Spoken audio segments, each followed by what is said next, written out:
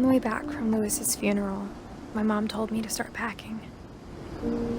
She waited until the day before we left to tell Edie. I'm not sure if she wanted to make it easier or harder.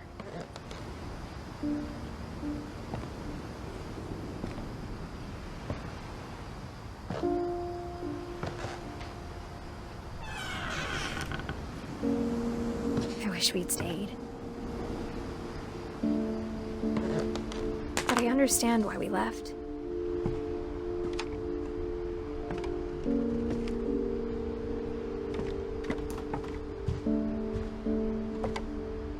My mom ended up leaving everything behind.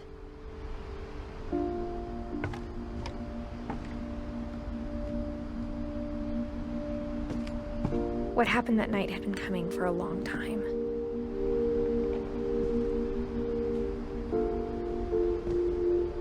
Maybe it should have come sooner.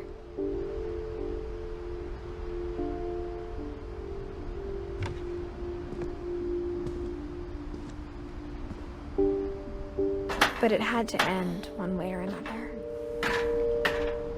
All that's left now is to tell you about that last night.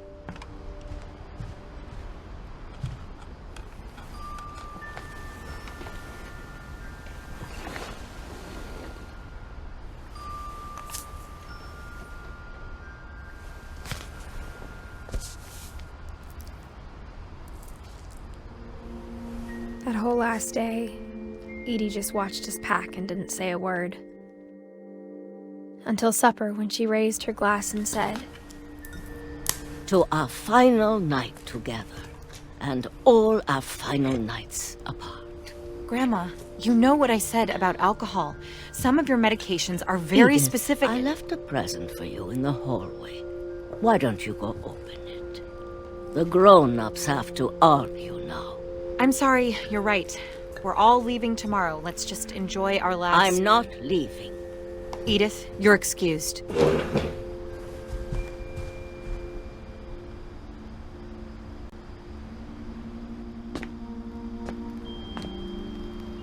The power had been shut off that morning, but Edie always had plenty of candles. When my mom sealed the library, I don't think she knew about the other entrance. Or that Edie had a key to it.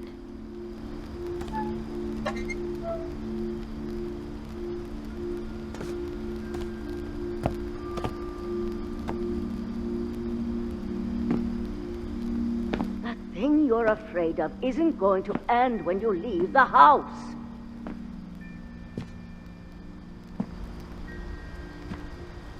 Edith has a right to know these stories. My children are dead because of your stories!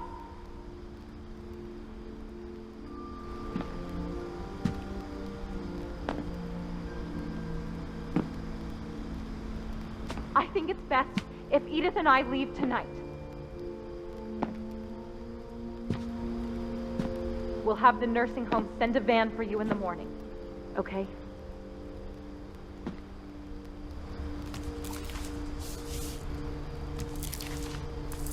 Dear Edith, there's so many stories I wish I could tell you, but there's only time for one.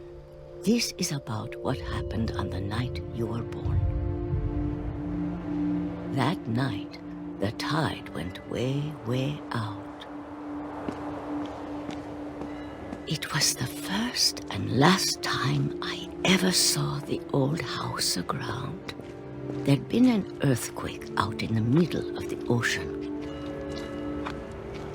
They called it the lowest tide in 1,000 years. God, it smelled awful. You know, I've seen that house every day of my life.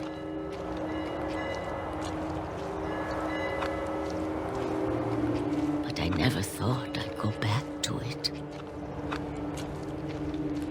When the fog rolled in, I lost my way.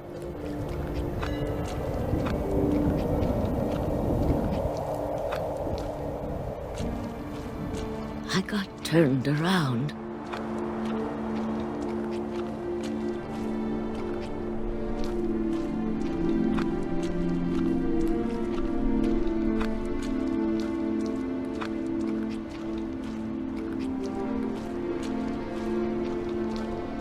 For a while, I wondered.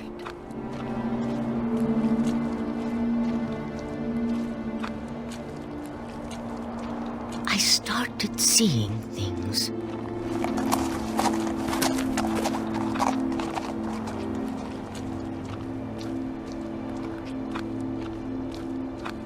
Things I'd forgotten had ever existed.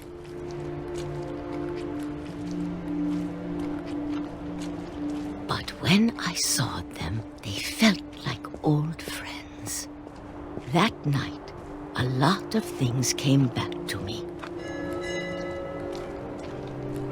Or maybe I came back to them.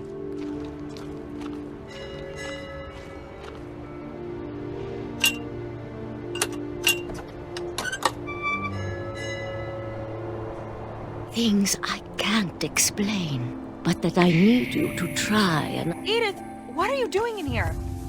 It's mine! Edith! Mom, you're gonna rip it! Let go! I kicked and screamed, but Mom dragged me to the car.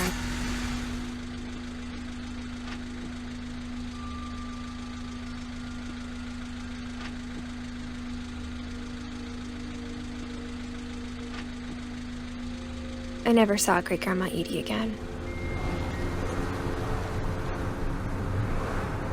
The next morning, the van came to pick her up, but she was already gone.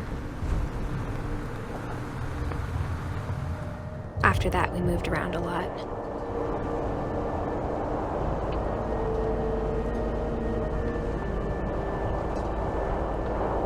We both tried to make the best of it.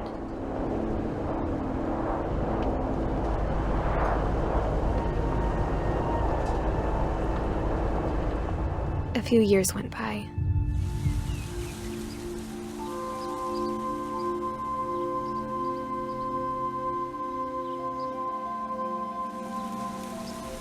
My mom didn't like to talk about it,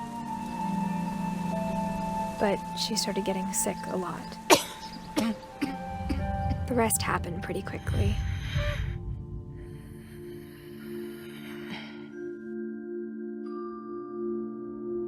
She got better for a while, and then she didn't.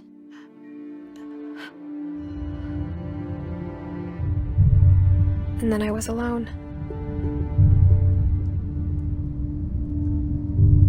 The last Finch left alive.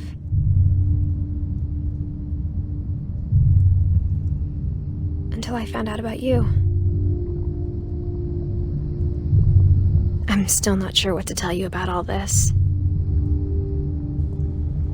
If we lived forever, maybe we'd have time to understand things. But as it is, I think the best we can do is try to open our eyes. And appreciate how strange and brief all of this is.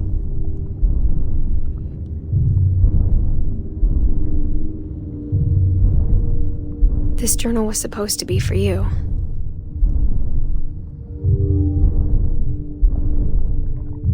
But now I hope you'll never see it.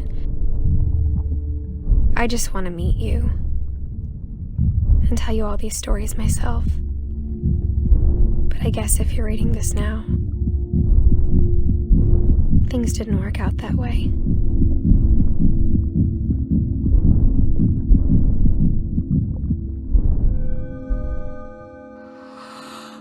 This is where your story begins. I'm sorry I won't be there to see it.